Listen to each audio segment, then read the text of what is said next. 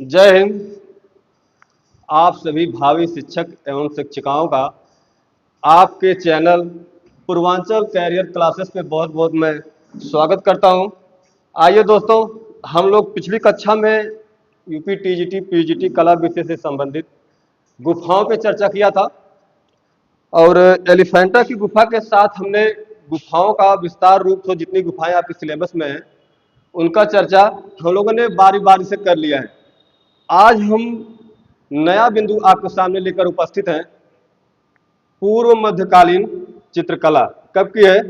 पूर्व मध्यकालीन चित्रकला।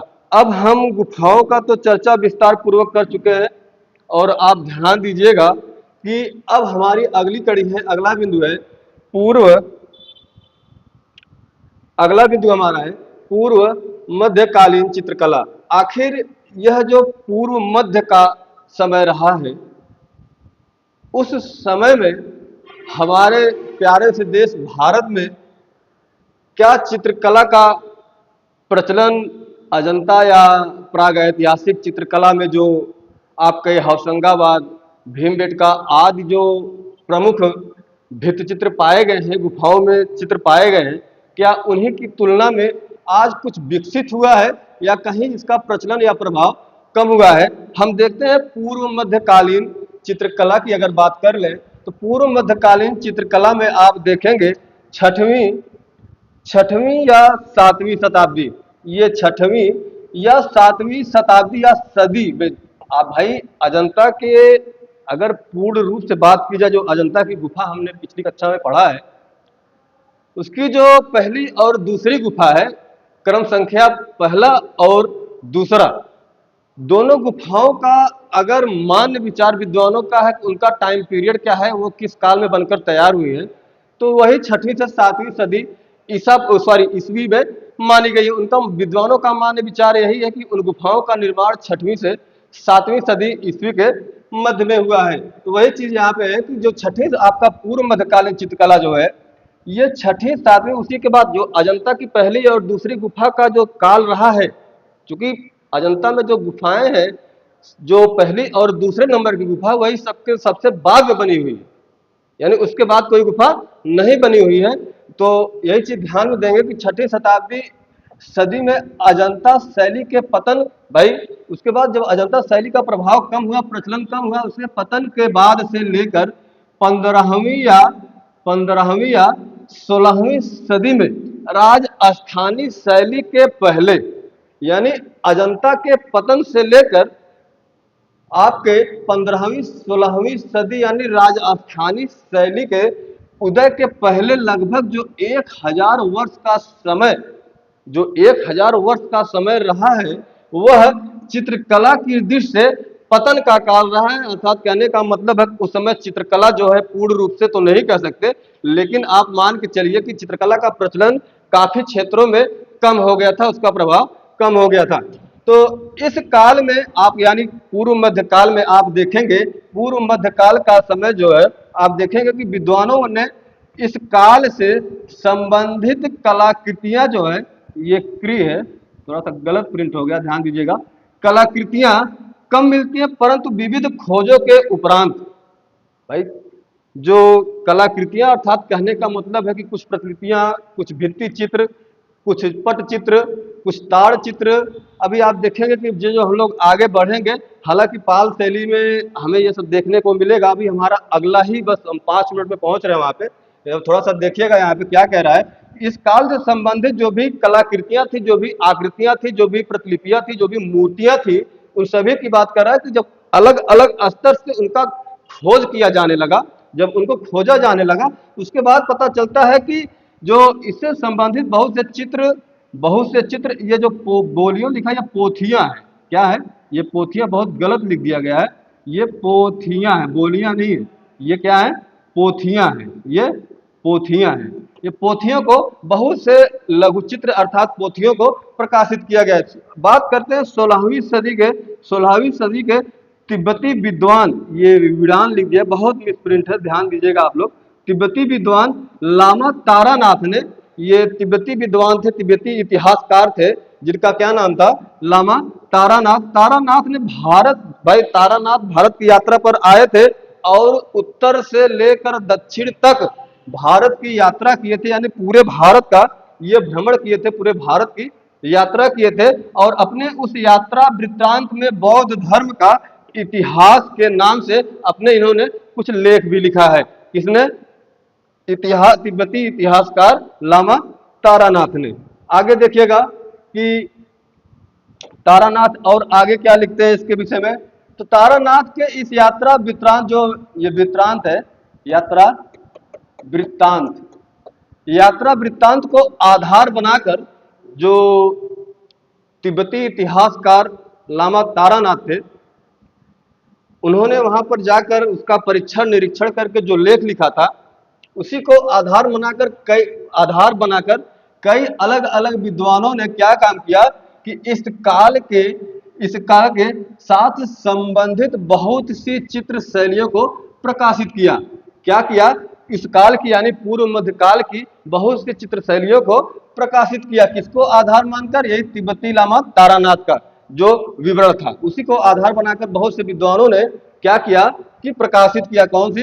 इस समय की जो पूर्व मध्यकाल की बात हम कर रहे हैं, या मध्यकालीन चित्रकला की बात कर लीजिए, अभी आगे कर रहे हैं, तो उनको प्रकाशित किया। आप देखेंगे जैसे एक है, पहले नंबर है आपका पाल शैली। पाल शैली को पूर्वी शैली भी कहा जाता है। बहुत इंपॉर्टेंट बिंदु है आपके लिए दोस्तों, बहुत ही महत्वपूर्ण बिंदु है। आप अगर ये देखिए 20 क्वेश्चन, चूंकि इस टॉपिक से ज्यादा 25 से 30 क्वेश्चन बन ही पाता है। अब जब 25-30 क्वेश्चन आप पढ़ के आपका 1-2 क्वेश्चन सही हो जा रहा है, इससे और अच्छी बात क्या हो सकती है। तो ये बहुत महत्वपूर्ण बिंदु है जो आपका पाल शैली है। पाल शैली में ज्यादा से ज्यादा 30 क्वेश्चन हमने बताया ना, उतने ही बनते हैं। उसमें से आपको 1 या 2 क्वेश्चन सीधे सीधे डायरेक्टली मिल जाते हैं। तो पहले क्या है, जो है पाल शैली, जिसे क्या कहा गया? पूर्वी शैली भी कहा गया। यह जो पाल शैली को पूर्वी शैली भी कहा जाता है। क्योंकि पूर्वी शैली कहने का इतना सा कारण है, ये जो पाल शैली है, ये जो भारत के पूर्वी क्षेत्र में प्रचलित थी। पूर्वी क्षेत्र में प्रचलित होने के कारण इस चित्रकला को क्या नाम दे दिया गया, इस शैली को क्या नाम दे दिया गया? पाल शैली। अच्छा, एक यही पाल शैली नाम दे दिया गया, ये तो बात हो गई। लेकिन इस शैली का नाम पाल शैली ही क्यों पड़ा? एक विद्वान है, विद्वान कह रहे हैं, एक राजवंश है पाल वंश का, जिसके संस्थापक गोपाल हैं। आपके बिहार, अभी आगे आगे मिलेगा, आगे चर्चा हम करेंगे। तो इसमें देखिएगा पाल शैली को क्या कहा जाता है? पूर्वी शैली भी कहा जाता है। इसका अगर हम देख ले कि प्रचलन किधर था, ये प्रचलित किस क्षेत्र में थी, तो यह बंगाल में, यानी हमने बताया पूर्वी क्षेत्र में, भारत के पूर्वी क्षेत्र में, इसीलिए इसको क्या कहा जाता है? पूर्वी भारतीय शैली भी कहा जाता है। पाल शैली को इसलिए क्या कहा जाता है? पूर्वी शैली भी कहा जाता है, क्योंकि इसका विस्तार, इसका प्रचलन जो था भारत के पूर्वी क्षेत्र में था। जैसे बंगाल में था, बिहार में था, उड़ीसा में था। इसे तारानाथ ने इस पाल शैली अथवा पूर्वी शैली को क्या कहकर संबोधित किया है?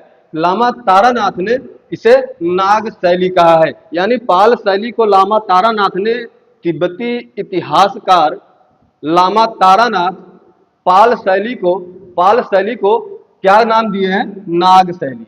क्या कहते हैं वो? नाग शैली। इन्होंने, तारानाथ ने पाल शैली को क्या कहा है?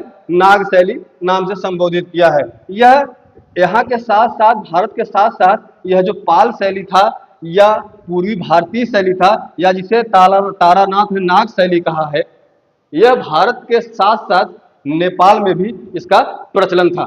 तो अगला है अपभ्रंश शैली। अगली कौन सी शैली है? अपभ्रंश शैली।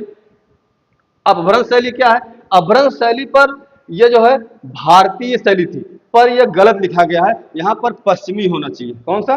पश्चिमी। यहां पर पश्चिमी।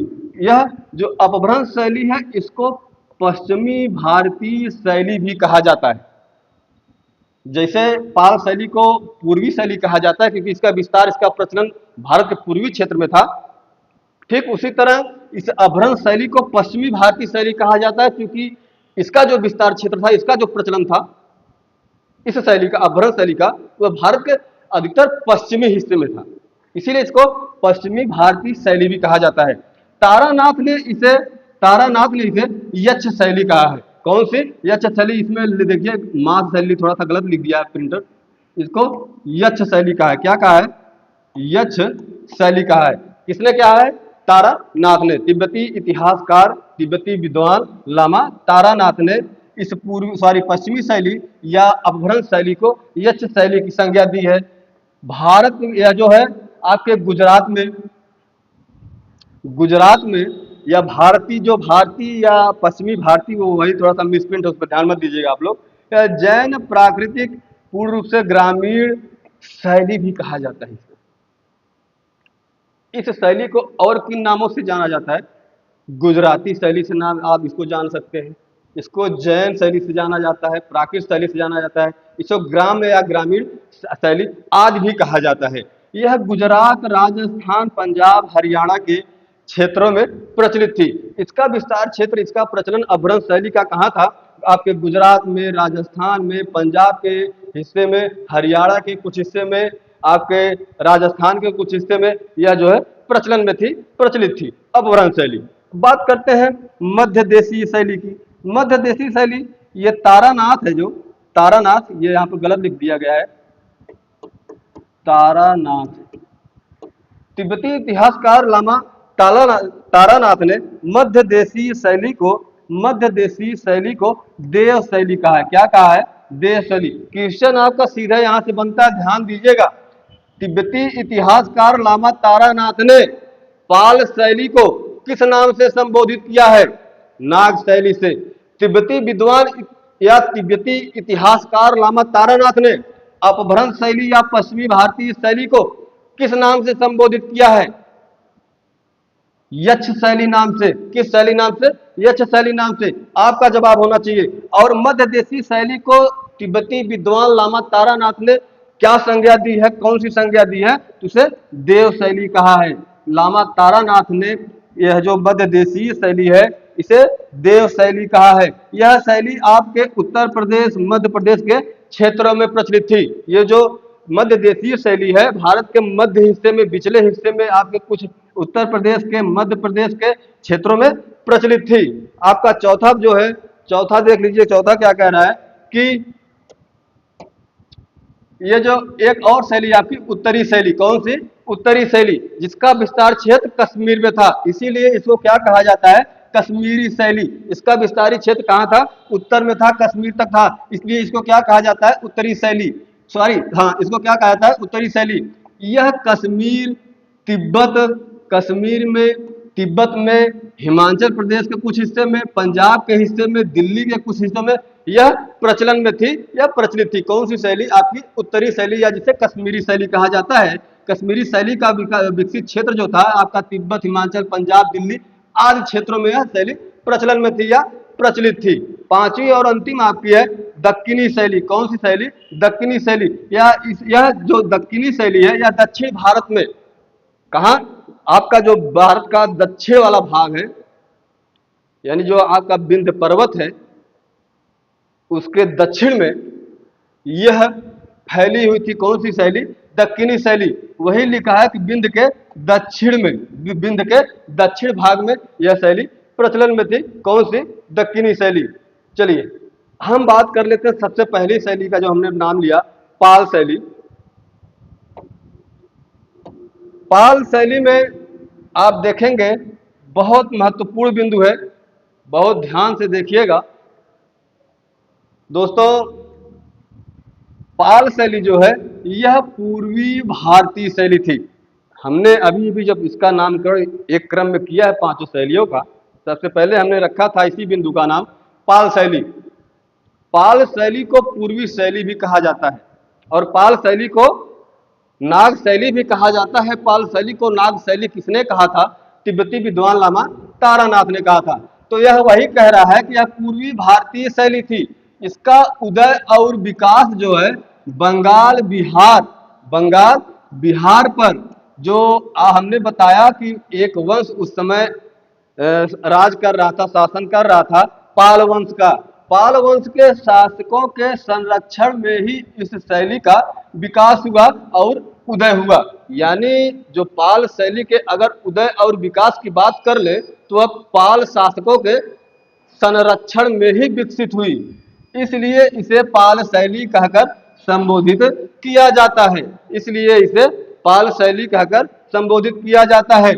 पूर्वी भारत में बंगाल, बिहार, उड़ीसा आदि के क्षेत्रों में यह प्रचलित थी, इसीलिए इसको पूर्वी शैली भी कहा जाता है। इसीलिए इसको पूर्वी शैली भी कहा जाता है, और कोई दूसरा कारण नहीं है। और बाद में देखेंगे कि इसी को तारानाथ ने नाग शैली कहा है। इसके पहले ही हमने चर्चा कर लिया था इसका, कि तिब्बती विद्वान लामा तारानाथ ने पाल शैली को कौन सी संज्ञा दी है, तो उन्होंने इसे इसे जो है नाग शैली की उपमा दी है। कौन सी शैली की? नाग शैली की। कौन सी शैली को? पूर्वी भारतीय शैली को, या जिसे पाल शैली कहा जा रहा है। पाल शैली इसे इसलिए कहा जा रहा है कि इसके उदय और विकास में पाल शासकों का बहुत बड़ा योगदान रहा। अर्थात कहने का मतलब है कि पाल शासकों के ही संरक्षण में यह शैली जन्म लेती है और अपने चरम तक को प्राप्त करती है, अपने चरम को प्राप्त करती है। इसलिए भी यह एक कारण है कि इस शैली को पाल शैली कहा जाता है। तो तारानाथ ने इसे क्या कहा? नाग शैली कहा। इस शैली का उदय नौवीं सदी में, क्या है ये? सदी है, शैली नहीं है, 9वीं सदी में हुआ। यानी पाल शैली का उदय जो है किस सदी में हुआ? 9वीं सदी के अंतर्गत। 9वीं सदी के अंतर्गत यह 10 से 12वीं या 10वीं या 12वीं सदी से लेकर 13वीं सदी ईस्वी के मध्य में हुई। 13वीं सदी ईस्वी के मध्य में हुई। आप देखेंगे कि यह जो शैली है, पूर्वी भारतीय शैली जो है, यह इस शैली के अंतर्गत महायान यानी जो बौद्ध धर्म है आपका, बौद्ध धर्म आगे चलकर दो संप्रदायों में विभक्त हो जाता है, एक हीनयान और दूसरा महायान में। उसी का जो दूसरा है महायान, महायान बौद्ध धर्म से संबंधित पोथियां, ये पोथियां नहीं होगा, पोथियां होगा। बौद्ध धर्म के हीनयान संप्रदाय से संबंधित कुछ पोथियां चित्रित की गई। किससे संबंधित? महायान, जो कि बौद्ध संप्रदाय का एक भाग है, एक हिस्सा है। हमने बताया कि बौद्ध संप्रदाय आगे चलकर दो वर्गों में विभक्त हो जाता है, एक हीनयान और दूसरा महायान। लेकिन पाल शैलियों का जो विषय है, कि हिसाब से कह सकते हैं कि विषय ही रहा, हालांकि विषय कहना गलत होगा, लेकिन आप देखेंगे कि अधिकतर चित्रण जो है पाल शैली के बौद्ध धर्म से हुए हैं, और बौद्ध धर्म के किस संप्रदाय से? महायान संप्रदाय से। और वह अधिकतम 24 पोथियां हैं। कितनी पोथियां हैं? 24। आप याद रखिएगा, 2 दर्जन, 2 दर्जन। बौद्ध धर्म के महायान संप्रदाय से पाल शैली में चित्रित जो ये पोथियां हैं, कितनी है? लगभग 24 पाई गई। कितनी? 24। 2 आपके विकल्प में 24 रहेगा, या 2 दर्जन लिख के रहेगा, ही चित्रित की गई है। इनमें जो प्रमुख और पोथियां हैं, वह उनको भी हम देख लेते हैं। जैसे एक प्रमुख पोथी है प्रज्ञा पारमिता शास्त्र, जो कि सबसे प्राचीन पोथी है। आपसे पूछ ले सबसे प्राचीन पोथी कौन सी है, आप यही बता देंगे, प्रज्ञा पारमिता शास्त्र, जो कि क्या है? सबसे प्राचीन पोथी है। ये नहीं था। साधन माला एक प्रमुख है, उदाहरण है इसका। पंचशिखा या पंचरक्षा सूत्र, आप पंचशिखा कह लो या पंचरक्षा सूत्र कह लो, दोनों एक ही के नाम है। अगला है, सॉरी क्या है अगला? तीसरा है पंचशिखा, पंचशिखा या पंचरक्षा सूत्र। पंचरक्षा सूत्र या पंचशिखा दोनों आप याद रखिएगा। आपका कुसुमदेव गुहा हो गया, आपका गंधव्यूह हो गया, यानी आदि जो पोथियां, हमने ये 5 पोथियों का नाम आपके सामने प्रस्तुत किया। ये जो है क्या हुआ है, इनका साक्ष्य पाया गया है, इन पोथियों का पाया गया है, ये पोथियां उपलब्ध हैं। कहने का इतना सा मतलब है कि इन जो पोथियां हैं, ये जो पोथियों को लिपिबद्ध और चित्रित, जो हमने अभी आपको 5 पोथियों का नाम लिया ऊपर, वह ये विक्रमशिला विश्वविद्यालय आपके बिहार में है। विक्रमशिला विद्यालय और नालंदा, जो कि बौद्ध महाविहारों में किया गया। ये जो 5 के 5 और इससे भी अधिक है, लेकिन एक मान्य विचार है, यही साक्ष्य के आधार पर यही 5 चित्रित पोथियां, जो कि बहुत ऐसा चित्रण किया गया है, इनका एकदम सचित्रित लगती हैं, एकदम जैसे उसमें कि जान डाल दिया गया है। उसमें इतनी महत्वपूर्ण बिंदु को दर्शाया गया है, जैसे पंचशिखा है, कुसुमदेव की गुहा है, गंधव्यूह है, प्रज्ञा पारमिता शास्त्र है, जो कि सबसे प्राचीन पोथी चित्र है। तो वही कह रहा है कि इनकी जो है रचना आपके विक्रमशिला और नालंदा महाविहारों में किया गया। कहाँ पर किया गया? विक्रमशिला और नालंदा बौद्ध विहारों में किया गया। बिहार के भागलपुर जिले में, कौन से जिले में? भागलपुर जिले में स्थित जो विक्रमशिला बौद्ध विश्वविद्यालय है, उसी में प्रज्ञा पारमिता शास्त्र का, किसका? प्रज्ञा पारमिता शास्त्र के चित्रित पन्ने आदि प्राप्त हुए हैं। जो सबसे प्राचीन पोथी चित्र है प्रज्ञा पारमिता शास्त्र, उसके पोथी चित्र या प्रतिलिपियां कहाँ पाई गई हैं? जो बिहार के भागलपुर जिले में विक्रमशिला विश्वविद्यालय है, बौद्ध विश्वविद्यालय है, उसी में पाई गई हैं। तो पाल शासकों के संरक्षण में, ध्यान रखिएगा कि पाल शासकों के संरक्षण में साहित्य संगीत कला की प्रगति हुई। आप जान ही रहे हैं, साहित्य और संगीत कला की साथ साथ प्रगति और विकास किसके संरक्षण में हुआ? पाल शासकों के संरक्षण में हुए, यानी प्रगति हुई। उसका मूल केंद्र यानी पाल वंश की मूल केंद्र राजधानी जो है वह क्या रही? गौड़ रही, चित्रकला के हिसाब से। इसलिए इसे क्या कहा जाता है? गौड़ी रीति या गौड़ी शैली भी कहा जाता है। इस शैली की कुछ विशेषताएं हैं, बस विशेषताएं देख लेते हैं कि इस शैली में कौन कौन सी प्रमुख विशेषताएं हैं। आपका यहाँ से 1 या 2 क्वेश्चन फिक्स हो जाएगा। पाल शैली की विशेषताएं। आखिर पाल शैली की मेरे प्यारे भाइयों विशेषताएं कौन सी हैं? पाल शैली में ज्यादातर चित्र ताड़पत्र पर बने हैं। पहली विशेषता किस पत्र पर बने गए हैं? ताड़पत्र पर। किस पे? ताड़पत्र पर बने हैं। साथ ही कपड़े व लकड़ी के पटरी पर भी बने हैं। मुख्यतः आप देखेंगे पाल शैली के चित्रों को तो आप उसका धरातल किस पर बने हैं? पाल शैली में ज्यादातर चित्र जो है ताड़ पत्रों पर बने हैं। साथ ही कपड़ों पर व लकड़ी के पटरों पर यानी पटचित्र भी बने हैं। कहां पर? पाल शैली में। लेकिन अधिकांश चित्र ताड़ पत्रों पर या ताड़ पन्नों पर बने हैं, हमने आपको पहले ही बता दिया था। और ताड़पत्र जो है, ये ताड़पत्र जो है थोड़ा सा गलत प्रिंट कर दिया गया है, इसको ध्यान दीजिएगा। ताड़पत्र जो है, पोथियों के पन्ने लगभग इनकी साइज क्या होती थी?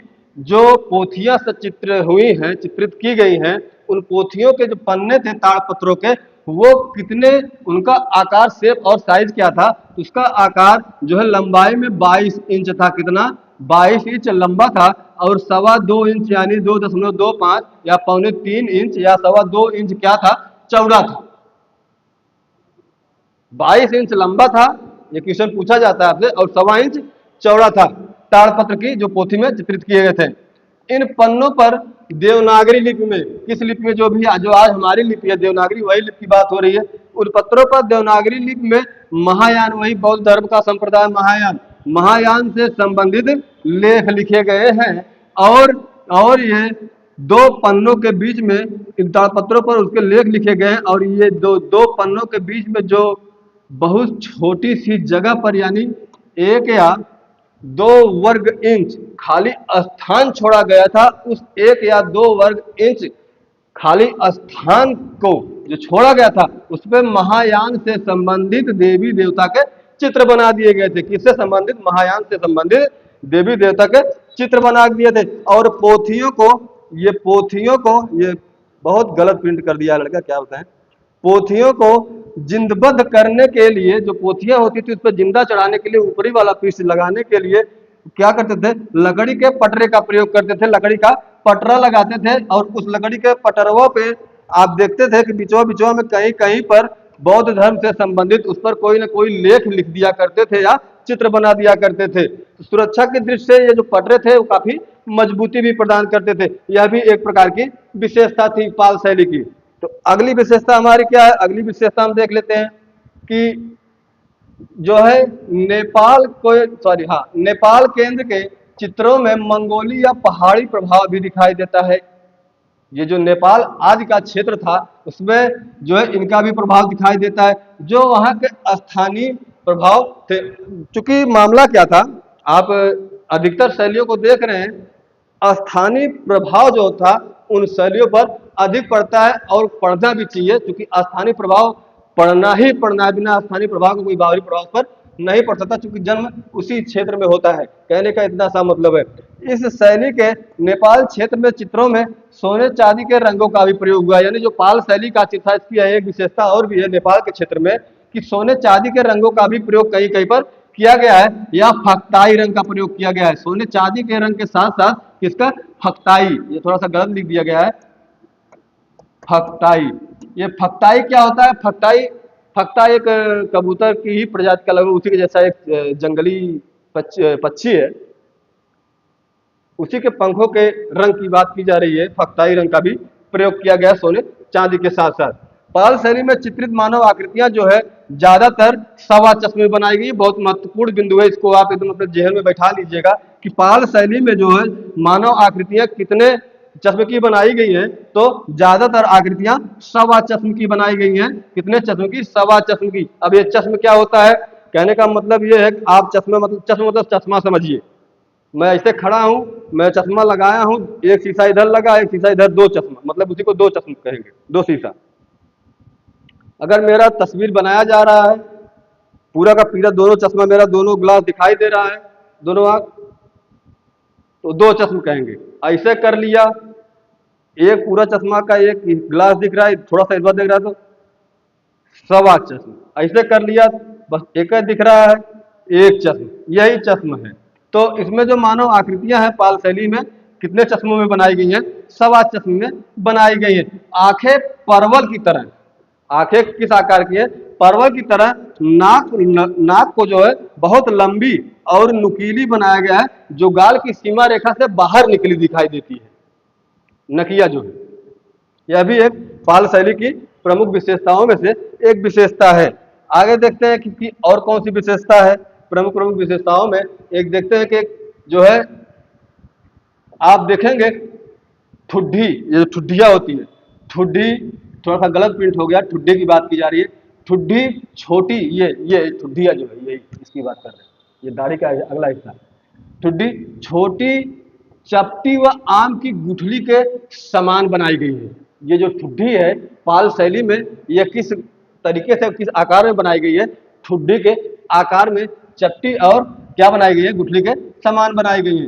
पाल शैली में कपड़े पर बने चित्र अजंता शैली के भित्ति चित्रों की कुछ विशेषताएं रखते हैं या उन विशेषताओं से संबंधित है। इन चित्रों की सीमा रेखा को कोमलता का अभाव हो ऐसा लगता है, कोमलता का अभाव प्रतीत होता है।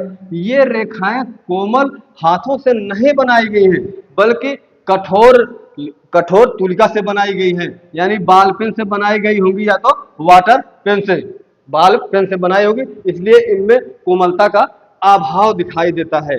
जो है चित्रों में प्रकृति, ये च होगा, चित्रों में प्रकृति चित्रण जो है कम हुआ है। पाल शैली के चित्र आप पोथियों में देखेंगे कि प्रकृति का चित्रण जो है बहुत कम हुआ है, न के बराबर हुआ है। इसमें आप देखेंगे कि नारियल और कदली, ये कहली नहीं है, द है, ये द है।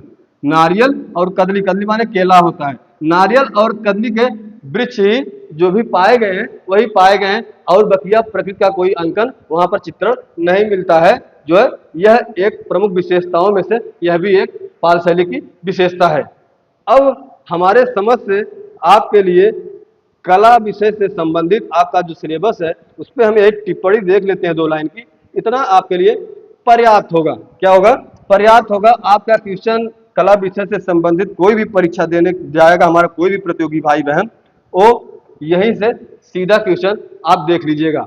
तो टिप्पणी में देख लेते हैं कि पाल शासक जो था, पाल शासक कौन था, यानी पाल वंश की स्थापना किसने की थी? हमने बताया गोपाल ने की थी। पाल शासक गोपाल के समय में विक्रमशिला में प्रज्ञा पारमिता शास्त्र की पोथी लिपिबद्ध व चित्रित की गई। क्या आपको कथन में दे देगा क्या यह सही है? थोड़ा सा मिस प्रिंट हुआ है, मैं आपका ध्यान आकर्षित करना चाहूंगा। मैं इसी को थोड़ा सा गलत प्रिंट हुआ है, थोड़ा सा दूसरी दिशा में मोड़ देता हूं। मैं आपके सामने ऑप्शन रख देता हूं, आपका क्वेश्चन कैसे बनेगा, कथन और कारण करके। और कथन और कारण करके क्वेश्चन बनेंगे, ये देख लीजिए, नोट कर लीजिएगा। 15 दिन में अध्यक्ष ने बोल ही दिया है कि आपका जो है कैलेंडर जारी कर दिया जाएगा, परीक्षा डेट देख लोग को मिल जाएगी, ऐसा उम्मीद करते हैं हम। हालांकि अब आयोग की बात तो आप सब जानते हैं, तो छोड़िए हम उस पर बात नहीं करेंगे। आगे देखते हैं। ये जो विग्रहपाल था, विग्रहपाल के समय में बुद्ध की कमल पर पद्मासन मुद्रा में आसीन एक आकृति मिली है। क्या मिली है? एक आकृति मिली है, जो जो बहुत ही पाल शैली की एक बहुत ही विशिष्ट या बहुत ही बेहतरीन उदाहरण है। पाल वंश का शासक कौन था? कभी कभी जीके के रूप में आपसे पूछ लेता है कि पाल वंश का शासक कौन था, तो पाल वंश का शासक गोपाल था। बस इतना ही पर्याप्त है। पाल आगे हम देखेंगे अगली शैली के बारे में इस काल से संबंधित। तब तक के लिए आप पढ़ते रहिए, मस्त रहिए। नमस्कार।